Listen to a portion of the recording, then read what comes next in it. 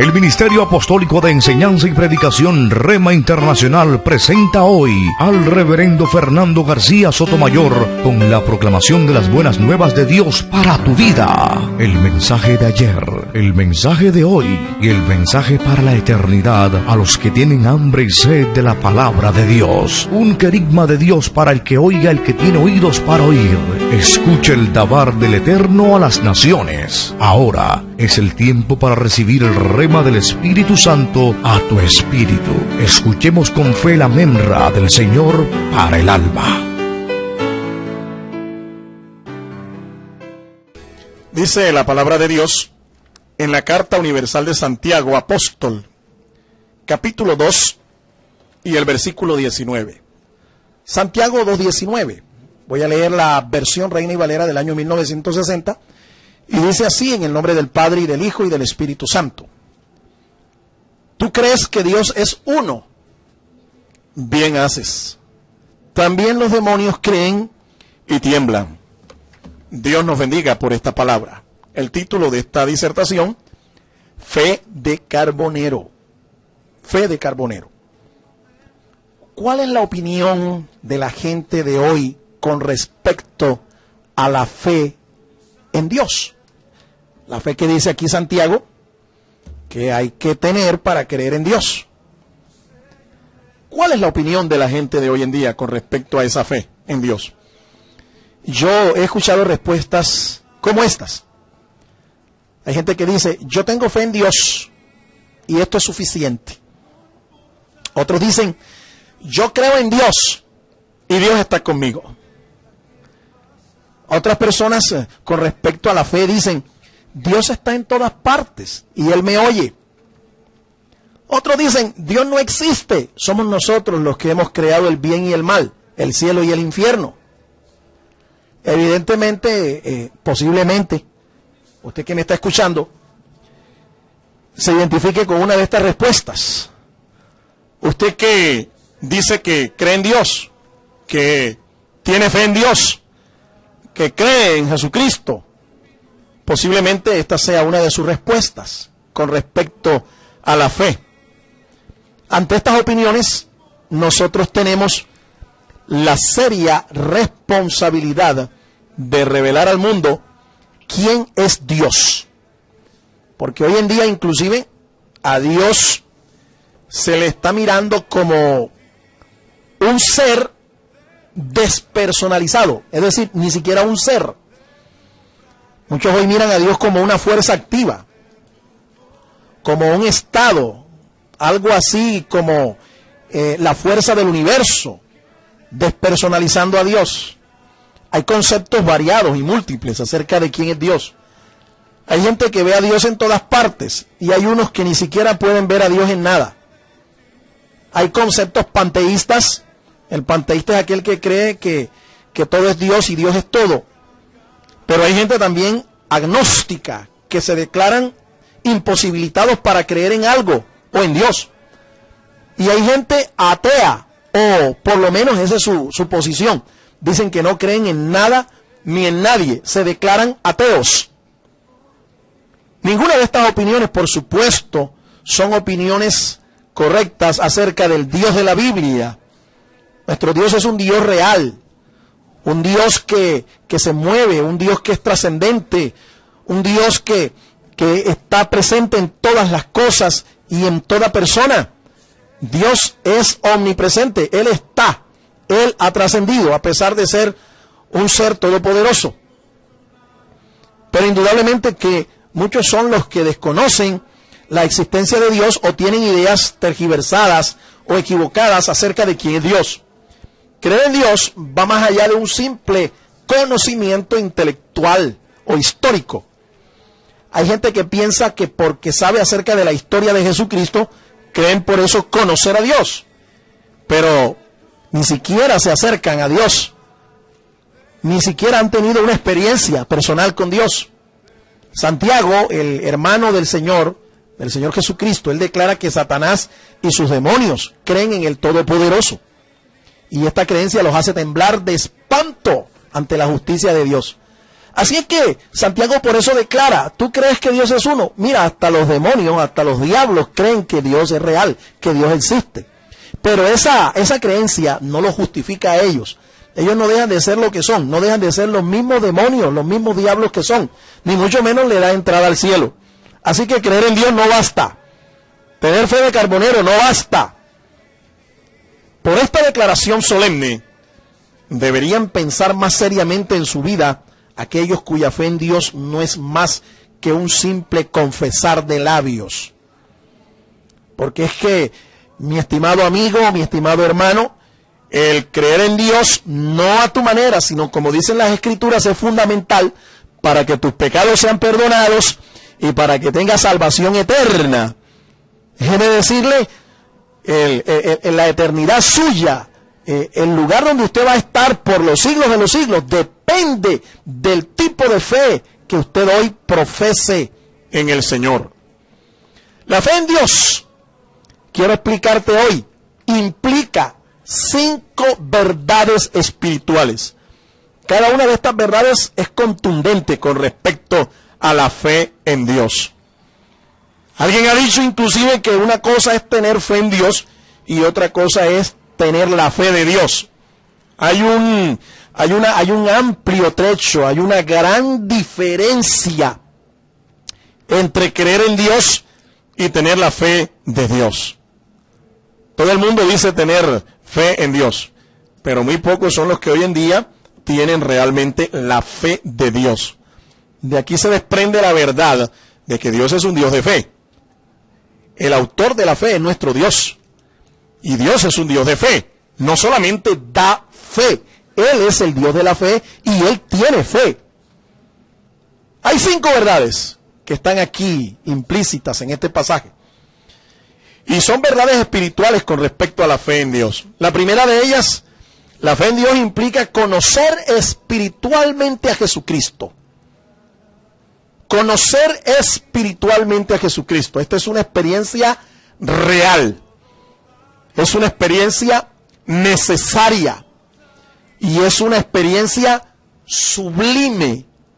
Nosotros no le estamos hablando a usted de un mito, de un cuento, de sensacionalismos. La experiencia de conocer al Señor es algo real. Es algo que a veces con palabras no lo podemos explicar. La experiencia de conocerle a Él es real. Ahora, algunos dirán, es una experiencia religiosa, como aquel cantante famoso, que compara el estar enamorado de una persona con la experiencia de conocer al Señor. Algunos creen como él y dicen que conocer espiritualmente a Jesucristo es una experiencia religiosa. Pero yo quiero decirle algo, es más que una experiencia religiosa. Cualquiera puede tener una experiencia espiritual o religiosa, pero una cosa es tener una experiencia con el Señor Jesucristo.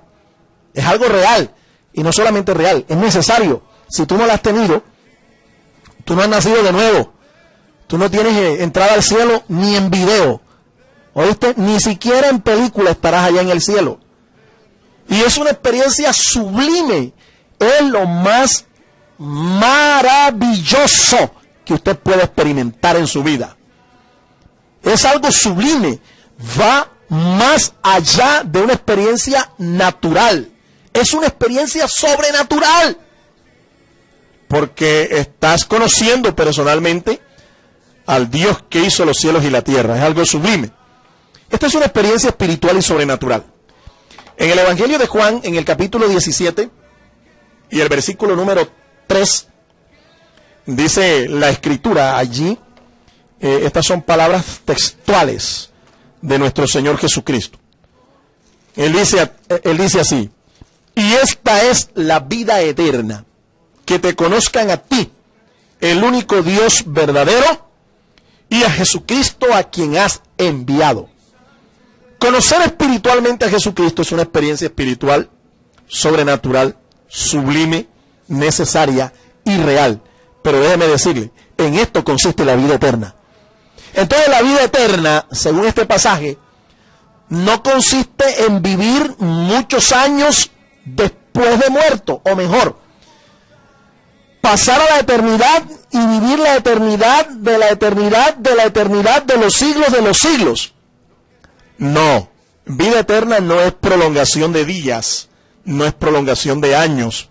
Vida eterna es un estado que consiste en conocer quién es Jesucristo, conocer quién es Dios. La pregunta para usted, mi estimado oyente, es esta. ¿Conoce usted espiritualmente a Jesucristo? ¿Ha tenido una experiencia real con Él, que haya marcado su vida, que haya cambiado su vida, que haya transformado su vida, que haya revolucionado su vida?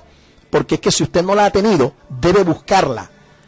Si usted no busca esta experiencia, usted jamás tendrá vida eterna. Usted no conocerá a Dios, usted no tendrá salvación, no conocerá la gloria de Dios. Bendito y alabado sea su nombre. Así que la fe en Dios implica esta primera verdad: conocer espiritualmente a Jesucristo. Segunda, reconocer que somos pecadores. Reconocer que somos pecadores. Para muchas personas la noción de pecado es un concepto inventado por la iglesia y los pastores evangélicos. Y muchos son los que hoy en día, para tratar de minimizar el impacto de esta poderosa verdad escritural, le han puesto al pecado otros nombres. Algunos le llaman al pecado debilidad, o flaqueza, o errores. Pero la Biblia no le llama al pecado de esta manera. La Biblia le llama al pecado, le llama pecado. Y por causa de él, dice la Escritura, todos estamos destituidos de la gloria de Dios. Todos en esta raza humana hemos nacido en condición de pecadores. Nadie puede excusarse. Nadie puede decir que no es un pecador. ¿Cuál es la diferencia entonces entre aquellos que han conocido al Señor, aquellos que han experimentado la vida eterna y aquellos que no han tenido esta experiencia? La diferencia consiste en que unos son pecadores arrepentidos y otros todavía viven en condición de pecadores. ¿Cuál es tu condición? El pecado nos aleja de Dios. Note usted que cuando Adán desobedeció al Señor y entró el pecado en su naturaleza, el primer instinto o reacción de Adán fue esconderse de Dios, alejarse de Dios. Por eso es que muchos hoy en día se alejan de Dios, porque su condición pecaminosa les acusa, les coloca un complejo de culpabilidad que los hace alejarse del Señor. Pero el Señor anda en busca de los pecadores. Qué precioso es saber que aunque tú seas un pecador, el Señor Jesucristo siempre anda en tu búsqueda. Así hizo el Señor con Adán y Eva allá en el paraíso. Él no se olvidó de ellos. Él fue en busca de sus hijos. Fue en busca de Adán y de Eva y preguntó: Adán, ¿dónde estás? Y Adán le respondió: porque tuve miedo, me escondí. ¿Miedo de qué? Miedo como producto de haber pecado contra la ley de Dios. Miedo como consecuencia de haber quebrantado el pacto con Dios. Miedo por causa del pecado. El pecado nos aleja de Dios. El pecado nos condena eternamente. Nadie que no haya resuelto este asunto del pecado con Dios puede estar pensando que va a entrar al cielo. Alguna vez yo hice una pregunta a alguien y le dije: ¿usted cree que si muere en este mismo instante usted va al cielo? Y la persona me dijo: sí. Y le dije: ¿y en qué basa esa convicción? Y me dijo: porque yo soy una persona que no he pecado. Y le dije yo: ¿y a qué le llama usted pecado? Me dijo: no robar, no matar, no asesinar a nadie, no meterme con mi prójimo, no hacerle daño al prójimo. Bueno, yo le digo algo: esas son buenas obras. Esas son realmente manifestaciones de alguien que de repente piensa que por una religión o por guardar ciertos preceptos tiene la entrada al cielo. Pero lastimosamente las Escrituras declaran que la salvación no es por obras para que nadie se gloríe. Es un puro don de gracia, un regalo de la misericordia del Señor. No es por obras para que ninguno se gloríe. Es un asunto de fe. Hay que creer en la obra que hizo el Señor Jesucristo a favor de todos nosotros. Y si usted no cree, el pecado suyo será ese: el no creer en Jesucristo y le condenará eternamente. El pecado es una real deuda que hay que cancelar. Esta es una deuda que se tiene. Una deuda que tienes que arreglar y que tienes que cancelar, pero no por tus propios medios. La deuda ya la pagó el Señor. Lo que sucede es que tú tienes que tener al Señor como tu garante, como aquel que pagó todas tus deudas. Porque lo que tú tienes, escúchame, el crédito que tú tienes no te alcanza para pagar la deuda de tu pecado. Nunca alcanzará, jamás alcanzará. No son tus obras, no es tu justicia, no son tus méritos, son los méritos de Jesucristo. Él por eso es nuestro Redentor. Hay gente que piensa que por sus obras puede salvarse, o por practicar su religión de una manera muy rigurosa. Pero nada de esto nos puede arreglar la deuda que tenemos con Dios por causa del pecado. En el Evangelio de Lucas hay una historia allí preciosa que nos ilustra la condición de algunos que piensan que por sus obras se van a salvar, por su religión se van a salvar, por guardar ciertos reglamentos se van a salvar. Dice en el Evangelio de San Lucas, capítulo 18, los versículos 9 al 13. A unos que confiaban en sí mismos como justos y menospreciaban a otros, dijo también esta parábola. Dos hombres subieron al templo a orar. Uno era fariseo y el otro publicano. El fariseo, puesto en pie, oraba consigo mismo de esta manera: Dios, te doy gracias porque no soy como los otros hombres, ladrones, injustos, adúlteros, ni aun como este publicano. Ayuno 2 veces a la semana, doy diezmos de todo lo que gano.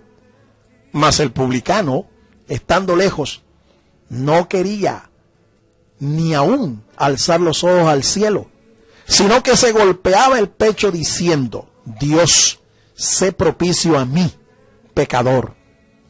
Os digo que éste descendió a su casa justificado antes que el otro, porque cualquiera que se enaltece será humillado, y el que se humilla será enaltecido. Qué contraste tan maravilloso entre estos dos personajes. Pero quiero decirle algo, este personaje o estos personajes nos ilustran la condición de muchos hombres hoy. Hay gente que vive una vida muy religiosa, pero en el fondo son fariseos, son hipócritas, son como ese grupo de sectarios fariseos del tiempo de Jesús, que tenían una apariencia de piedad, una apariencia de santidad, pero todo era externo. Como la religión sencillamente te viste de esto, te viste de un ritualismo externo, pero por dentro no puede hacer nada por tu condición pecaminosa. Sigue siendo la misma persona, sigue siendo el mismo adúltero, sigue siendo el mismo hipócrita, sigue siendo el mismo ladrón, sigue siendo el mismo impío. Y peor, señalando a otros el pecado de otros y considerándote tú superior en tu condición delante de Dios. Pero a Dios no le impresionan ni las vestiduras, a Dios no le impresionan ni las religiones, ni tus obras. Mire todo lo que este hombre hacía. Ayunaba 2 veces a la semana. La costumbre para Israel era ayunar una sola vez al año. Y estos fariseos ayunaban 2 veces a la semana. ¿Qué le parece? Hay algunos que piensan que por ayunar 21 o 40, 7 o 3 días ganan mérito delante del Señor. Y resulta que esto no te da ningún mérito para la salvación, mi estimado hermano. Esto te puede andar o te puede convertir en una persona espiritualmente fuerte, sensible, en comunión, sí, con las cosas espirituales. Pero no más. Es un ejercicio espiritual como el de la oración. Pero no solo eso, este hombre pagaba diezmos de todo lo que ganaba. Escúchame, este hombre no diezmaba de la utilidad, ¿sí? Que le podían presentar su negocio. De todo lo que ganaba, él pagaba diezmos. Y menospreció al publicano, lo menospreció en su corazón. ¡Qué tremendo! Fíjense, y mire la posición. El fariseo estaba puesto en pie, cuando la costumbre para acercarse a Dios era en postración, arrodillado, así como este publicano. El publicano no quería ni siquiera alzar los ojos al cielo. Se daba golpes de pecho, ¿sí? Golpeándose su conciencia y diciéndole a Dios que por favor se acercara a él. El verbo aquí propicio significa eso, acercarse. Él deseaba que Dios se acercara a él a pesar de su condición de pecador. Hay algunos que se creen tan santos y tan puros que creen ellos que Dios tiene que acercarse a ellos. No ellos acercarse a Dios, sino que Dios tiene que acercarse a ellos. Qué condición tan hipócrita, qué condición tan religiosa, qué condición tan legalista. Déjeme decirle que por eso es que muchos son humillados. Y algunos piensan de que por ser rigurosos practicando su religión, Dios se agrada de esto. No, no es por esto. Antes, por el contrario, las Escrituras nos enseñan que aquel que se humilla, Dios lo exalta, Dios lo enaltece. Por eso el Señor dijo bien claro aquí, esta historia es para aquellos que confiaban en sí mismos como justos, se creían justos delante de Dios y menospreciaban a otros. ¿Cuántas veces a ti te han menospreciado? Porque tú has tratado de arreglar tus cuentas con Dios, amas la palabra, tratas de obedecer al Señor, tratas de cumplir sus mandamientos, tratas de vivir una vida en comunión con Él, y otros te menosprecian, y otros te dicen, mira, ahora y que dándose golpes de pecho, ahora y que evangélico, tan malo que es, tan perverso o tan perversa que es. ¿Cuántas veces a ti te han señalado religiosos, legalistas, te han condenado porque tú tratas de arreglar las cosas con Dios a la manera en que lo hizo este publicano? ¿Cuántas veces? Pero déjeme decirle, mi estimado amigo, mi estimado oyente, el reconocer que somos pecadores es uno de los pasos principales que hay que dar para alcanzar el perdón de Dios y para alcanzar la salvación eterna. Reconozca usted que es un pecador. No deje de estarse, no se ponga, no siga más señalando el pecado de otros. Más bien mire su condición delante de Dios, porque aquel que está sin pecado que tire la primera piedra. Aquí en esta tierra el que no cogía de una, cogía de la otra. Aquí nadie es perfecto. Aquí todos tenemos lunares en el cuerpo. Así es que nadie es perfecto, somos pecadores, hay que reconocerlo. Aún siendo creyentes, usted puede pecar contra Dios por debilidad o por ignorancia o por omisión. Hay algunos que saben hacer lo bueno y no lo hacen. La Biblia dice que a estos les he contado esto como pecado. Muchos creyentes, aún conociendo al Señor, pecan. O porque son débiles, o porque ignoran la palabra de Dios. Y por estas causas se puede pecar. Así que inmediatamente usted sea redarguido de pecado, confiesa sus pecados al Señor y en Él hay perdón. En Él hay restauración. En Él hay sanidad. En Él, bendito y alabado sea su nombre, tenemos nuevamente oportunidad. La tercera verdad, usted debe entender que Dios tiene propósitos. Dios es un Dios de propósitos. La raza humana fue creada para la gloria y alabanza de nuestro Dios. Nosotros no somos el producto de la evolución, ni somos el producto de la casualidad. Somos el producto de Dios. Somos la obra creadora de Dios. En la carta a los Efesios, el apóstol Pablo dice en el capítulo 1, versículo 6, para alabanza de la gloria de su gracia, con la cual nos hizo aceptos en el amado. Y en el versículo 12 dice, a fin de que seamos para alabanza de su gloria, nosotros los que primeramente esperábamos en Cristo. Nosotros fuimos creados para gloria y alabanza de Dios, no para vergüenza y confusión perpetua, no para que el diablo hiciera de nosotros el objeto de sus juegos, de sus trampas, de sus artimañas. No, fuimos creados para la grandeza, para la gloria. Somos la corona de la creación. Dios tiene un propósito en tu vida. Tú no has sido creado en esta vida sin propósito. Dios tiene un plan contigo, Dios tiene un propósito magno de Dios. Para nosotros, escúchame, es hacernos cada día a la imagen de su Hijo unigénito, nuestro Señor Jesucristo. Esta es la obra colosal de Dios, es la obra más grande de Dios. Después de salvarnos, escúchame, Él quiere hacernos a nosotros semejantes a su Hijo Jesucristo. Nuestro Señor Jesucristo alcanzó la perfección como un ser humano aquí en esta tierra. Él alcanzó la perfección y Él se constituyó en el molde, en el modelo, en el patrón, por medio de la cual Dios quiere también llevarnos a nosotros. Él quiere transformarnos a la imagen de su Hijo Jesucristo. Dice el apóstol Pablo en la carta a los Romanos, el capítulo 8 y el versículo 28. Y sabemos que los que aman a Dios, todas las cosas les ayudan a bien. Esto es, a los que conforme a su propósito son llamados. ¿Y cuál es el propósito de Dios al llamarnos? Transformarnos a la imagen de su Hijo Jesucristo. De manera que todos los hijos de Dios se tienen que parecer a su Hijo amado, el Señor Jesucristo. Y el que no se parezca a Él, no es ni primo. Así que no lo llamen, no lo llame más hermano. No es ni primo suyo, porque no se parece al Señor. ¿Cuántas personas usted los ve andando con creyentes, cristianos, los ve andando con impíos, en alianzas con impíos, en negocios con impíos, juntándose a impíos, haciendo yugo con los impíos? ¿Sabe lo que dice el profeta? Un antiguo profeta de Israel dice: ¿andarán dos juntos si no estuvieran de acuerdo? ¿Usted sabe por qué muchos creyentes andan en asociaciones con impíos? Porque son iguales a ellos. Son iguales a ellos, son harina del mismo costal. Mire, yo ando con los que aman a Jesucristo. Yo hago alianzas con aquellos que temen a Jesucristo. Yo me junto con aquellos que son amigos de Jesucristo. Pero con los impíos, juntos, pero no revueltos, mi estimado hermano. ¿Entendió eso? Juntos, pero no revueltos, porque tenemos que convivir aquí. Y el propósito del Señor al crearnos a nosotros y al salvarnos no es sacarnos del mundo como algunos desean. Yo conozco creyentes que cuando se han convertido, ellos dicen: ay, si el Señor viniera ahora mismo y me llevara, yo quisiera que el Señor me sacara de este mundo, pero no. La Biblia dice que Él no nos salvó para sacarnos del mundo, sino para guardarnos en medio del mundo y para dar testimonio al mundo. Usted puede ser, escúcheme, una persona diferente en medio del montón. Usted puede ser una persona diferente. Y eso es a lo que estamos llamados. Somos llamados a ser diferentes. ¿Sabes por qué? Porque tenemos propósito en esta vida.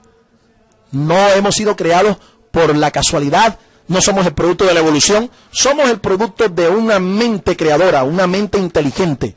Una mente que diseñó todas las cosas con el propósito de glorificar a su Hijo Jesucristo. La cuarta verdad que usted tiene que saber, usted tiene que entender que esto implica creer en Dios. Escudriñar seriamente las Escrituras. Escudriñar seriamente las Escrituras. Déjeme decirle, el que es de Dios ama la palabra de Dios. Todo aquel que rechaza la palabra de Dios es porque no ama a Dios. El estudio de las Escrituras produce la fe para salvar al que está perdido. El apóstol Pablo dice en Romanos 10:17, así que la fe es por el oír la palabra de Dios. El vocablo que se usa allí normalmente no es el vocablo logos del griego, que traduce palabra. El vocablo que se usa allí, que traduce también palabra, es rema. Escúchenme, el estudio de la palabra es lo que te va a revelar el rema de Dios. ¿Cuál palabra? El logos que está escrito.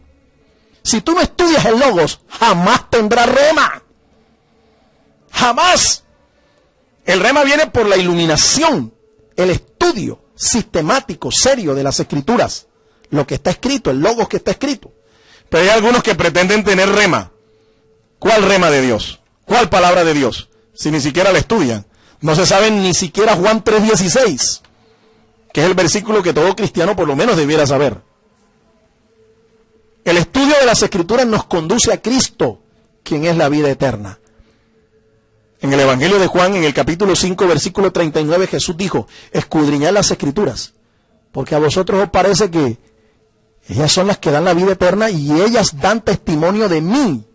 Se lo dijo a un grupo de personas que decían conocer a Dios, que eran doctores de las Escrituras, pero no conocían a Dios realmente. No habían tenido una experiencia real con Él. Ellos estudiaban la Biblia, pero estudiar la Biblia cualquiera puede hacerlo de una manera literaria, didáctica, intelectual, sin tener un compromiso con la palabra de Dios. Pero cuando tú estudias la palabra, abres tu corazón, dejas que el Espíritu de Dios te ilumine, Él te va a conducir a la vida eterna. El Espíritu Santo te va a conducir a Jesucristo. Y vas a conocer a Jesucristo, vas a conocer la salvación, vas a conocer la vida eterna. No se puede hacer con una mente natural. Tiene que ser con una mente renovada, una mente espiritualmente renovada por el Espíritu Santo. Pablo dice que la mente natural no percibe las cosas que son del Espíritu de Dios. Es más, les parece locura. Porque es que estas palabras se han de discernir espiritualmente. Una mente espiritual, una mente renovada por Dios, es lo único que tú necesitas para entender la palabra. Entonces, ellas te harán sabio. Ellas te conducirán a la salvación. Y por último, la quinta verdad. Creer en Dios implica renunciar a las tinieblas. Renunciar a las tinieblas. Renunciar a las tinieblas significa renunciar a todo lo oculto, a todo lo pagano, a todo lo mundano. Tienes que renunciar a estas cosas. Esto significa rendir mi cuerpo y mi alma solo al Señor. Hoy en día se ha malinterpretado el mensaje de Cristo, el mensaje con respecto a la libertad y a la gracia del Señor. Y muchos han convertido la libertad del Señor, la han convertido en libertinaje. Han convertido la gracia del Señor en una vida licenciosa, en la oportunidad para vivir licenciosamente. Pero la Biblia enseña claramente, Pablo escribe a Tito en el capítulo 2 y los versículos 11 al 13, porque la gracia de Dios se ha manifestado para salvación a todos los hombres, enseñándonos que, renunciando a la impiedad y a los deseos mundanos, vivamos en este siglo sobria, justa y piadosamente, aguardando la esperanza bienaventurada y la manifestación gloriosa de nuestro gran Dios y Salvador Jesucristo. Mira, mi hermano, el mensaje de la gracia no es un mensaje barato, no, es un mensaje de muchas exigencias. La gracia es superior a la ley mosaica. La gracia nos hace responsables personalmente ante Dios. Pero la gracia no es libertinaje, no es oportunidad para pecar, no. Olvídate de ese mensajito que te han predicado de que una vez salvo, para siempre será salvo. Esto es una herejía doctrinal que ha procurado o ha sido consecuente con una vida licenciosa, una vida en libertinaje, una vida en pecado. El mensaje de la salvación que se predica y nunca se pierde sin perseverar en ella es un mensaje falso, es una herejía. La Biblia plantea que si tú no perseveras en la salvación hasta el fin, no serás salvo. Mas el que persevera hasta el fin, dice la Escritura. Son palabras del Señor Jesucristo. ¿Qué vamos a hacer? Dice, mas el que persevera hasta el fin, este será salvo. Tienes que perseverar hasta el fin. No te extravíes. Permanezca en la auténtica fe. Renuncia a las tinieblas. Renuncia a lo mundano, a lo oculto, a lo pecaminoso. Renuncie a todas aquellas cosas que ofenden a Dios. Renuncie. No conviva con estas cosas. Apártese de estas cosas. Si es que en verdad tiene la esperanza de que el día que Cristo venga por su iglesia, usted quiera irse con Él. Y quiero concluir en esta hora. Muchos son los que dicen creer en Dios. Pero la pregunta es, si esta fe llena los requisitos e implicaciones que revelan las Escrituras. Jesucristo dijo, el que cree en mí, como dice la Escritura. Ahí está diciendo claramente el Señor que no se puede creer en Dios de cualquier manera. Es como dice la Escritura. Esa es la fe de Dios. Esa es la fe que agrada a Dios y que produce salvación. No basta creer en Dios a mi manera. Es como dice la Escritura. Este es el gran error del impío, del religioso, del fanático, del legalista. Debemos aún nosotros mismos, usted y yo, examinarnos, para ver si estamos en la fe que agrada a Dios. Porque el apóstol Pablo dice que no es de todos la fe. No es de todos la fe. Hay gente que está creyendo que cree, pero no creen en Dios nada. No tienen la fe de Dios. Jesucristo se preguntó una vez, cuando el Hijo del Hombre venga, ¿hallará fe en la tierra? Mi amigo, estamos viviendo tiempos peligrosos, tiempos de crisis, tiempos de apostasía. Por eso es que hay que cuidar la salvación y hay que cuidar la fe que una vez nos ha sido dada. Dios te bendiga. El Ministerio Apostólico Rema Internacional pone a disposición esta predicación. Ofrecemos ministración a simposios, seminarios, campañas evangelísticas, educación globalizada sana y de carácter interdenominacional. Escríbanos a ministerio-rema-internacional@gmail.com o llámenos al celular 316-270-7181.